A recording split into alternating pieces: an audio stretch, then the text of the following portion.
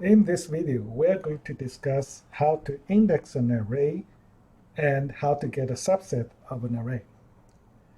MATLAB array has multiple elements. Each element has a numeric index, and this index is a positive integer. It starts at 1. And this is very important because most other programming languages have the index start at 0. So MATLAB is kind of special, and its index starts at 1. Now, if you want to get one element from an array, it's called indexing. If you want to get more than one element from an array, it's called to get a subset. Okay, here is the example. Let's create an array called A, and it has 10 elements, and I'm going to organize it in the row vector.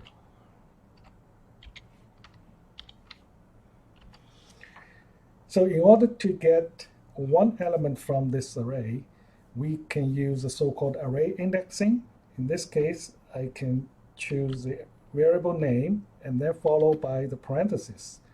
And here we can enter the index of that specific element.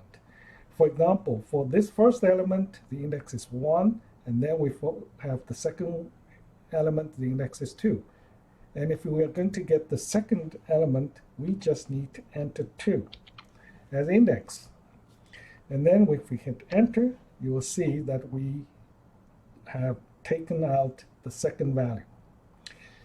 In MATLAB, you can also provide a group of indexes. In this case, you will get a subset of the array. Here's how you're going to do. So instead of entering one number or one index, you will enter multiple indexes. And in this case, those indexes will be included in the bracket. For example, I'm going to pick first, second, and the fifth element. Okay? So if I hit enter, you will see 3 values are picked. So the first one, the second one, and the fifth one. Also, you can use the so-called colon operator if you know that the subset is actually follow a specific pattern. For example, in this case, you're going to pick the even indexed elements from this array. So it will be 2, 4, 6, 8, and 10. So in this case, we can use a colon operator, 2, colon 2, colon 10. And if we hit enter, you will see that we get the second, fourth, fifth, this is 6, and the 8th and the 10th element.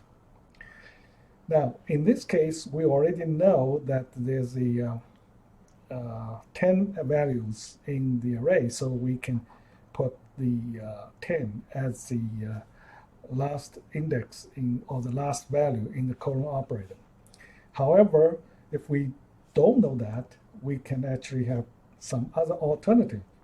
In this case, we can actually use a function called the length, because that will tell me how many elements in an array. So in this case, I would say 2, comma, 2, comma, length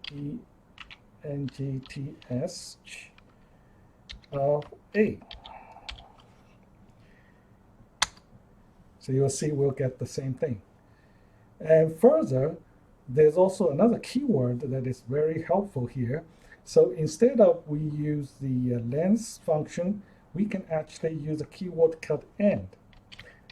And in this case, if the keyword end is used as an index, it means the last index in that dimension. So you will see this end in this particular case will be 10. So you will get the same result.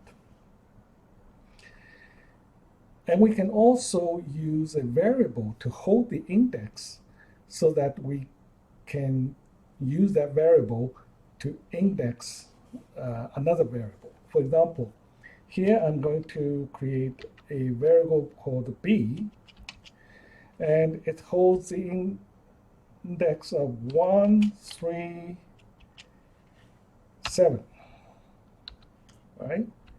And just for clarity, I will print out the A values here.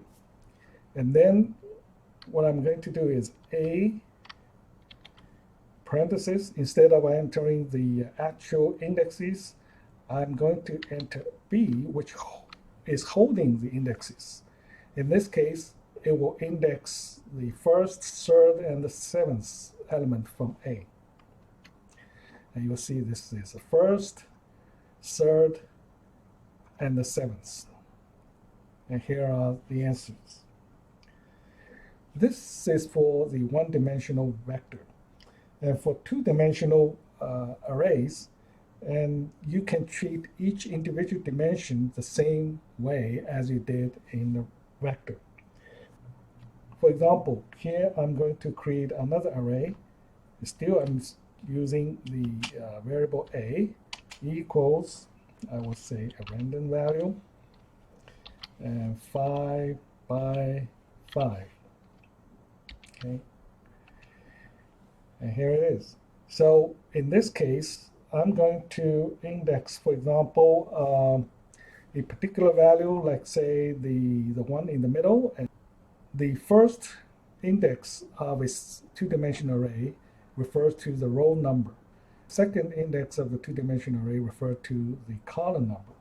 Okay, so in this case, the middle value will be the third row and the third column. And it's 0.1869. Now, next we're going to show you how to retrieve a row from the two-dimensional array. So if I'm going to retrieve the second row from A, this is how we're going to do. So we will specify the row, which is the second, and because we're going to take everything in the second, so it's a column index is starting from 1 all the way to the last one, so we can use a keyword called end. And you'll see that you have already taken out the second row. Similarly, you can do, let's say, the second column, and in this case, you will pick every value in the second column, which means every row, and then you will say the second column. Here we go. So if I check it, it's 3171, and the 9502, and all the way to the last one. So that will be the second row. And also, because you are going to take the entire row, so you can further simplify this, the index 1 comma end, as simply as a comma.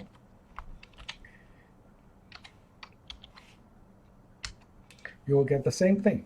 So in other words, if you're going to use 1 comma end, you can simply use a comma to replace it. It makes it simpler. Next, I'm going to show you how to take a subset from the two-dimensional array, then the subset will also be two-dimensional. So I'm going to show you the A again. And then next, I'm going to take the values from the second and the third row and the fourth and the fifth column. So basically, we're going to take out these 4 values. And this is how you're going to do. So you have A, and you're going to show the range of the row, which is 2, 2, and 3. Okay, and then the column will be 4 and 5. If you hit enter, you will take out this section. Of course, you can also use, like say, colon operators if you know the range of the indexes, and you can certainly use colon operators to generate those indexes. All right, so this is for the indexing or subset a array. However, there's a issue when you enter the index. That is, the index must be within the range of the array. For example, if I use size A, and you will see that it is a 5 by 5 array. So what if I enter an index which is outside the range of the array? So MATLAB will immediately return the error, which means that you cannot take out the values that does not exist in the array. So this is very important. And in the next video, we're going to show you how to modify the values in an array. And in this case, the treatment will be slightly different.